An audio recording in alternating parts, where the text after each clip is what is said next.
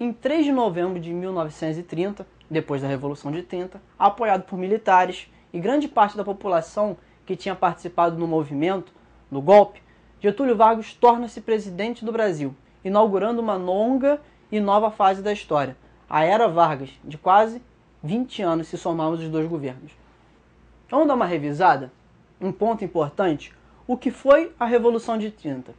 Foi um golpe de Estado realizado por Vargas e seus aliados políticos para assumir a presidência da República, usando-se do assassinato do seu candidato a vice, João Pessoa.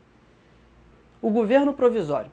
Após o golpe, o governo que foi instituído ficou chamado de governo provisório. Foi formado por representantes das oligarquias estaduais, militares que apoiaram o movimento revolucionário.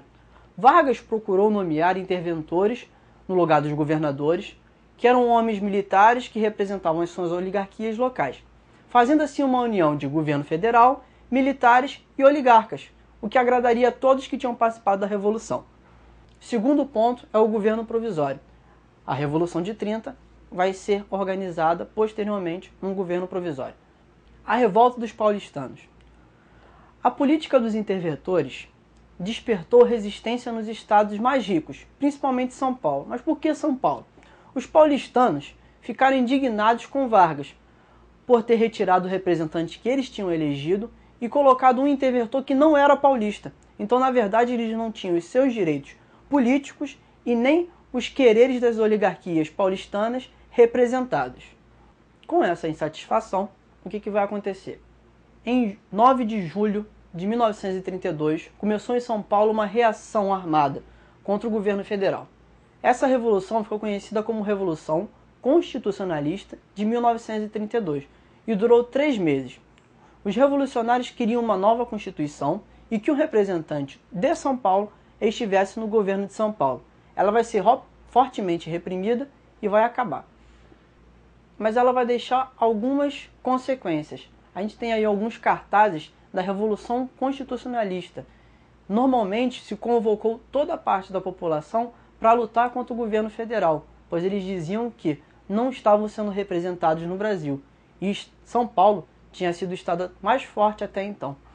Revolução Constitucionalista. Ela vai deixar uma grande marca. Ela é o nosso primeiro ponto, ou nossa primeira consequência no governo provisório.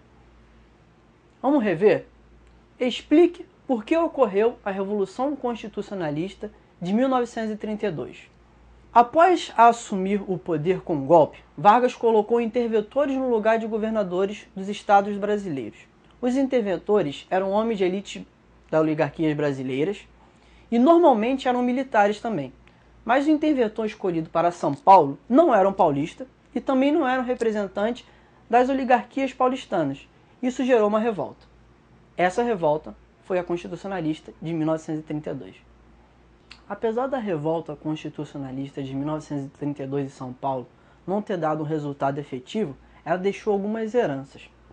A Assembleia Constituinte e a nova Constituição foram uma delas.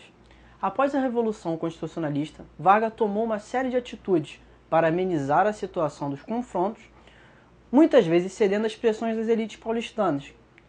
Iniciando em 1932, ele convocou as eleições à Assembleia Nacional Constituinte. E após longas discussões com essa Assembleia, ele começou a reorganizar a nova Constituição, que só foi promulgada no ano de 1934, 2 anos depois. A Constituição de 34, ela tem como consequência o início lá na Revolução Constitucionalista de 32. Vai ser o que eles vão conseguir. Segundo ponto do nosso mapa. Vai, pode deixar. Pode voltar, por favor.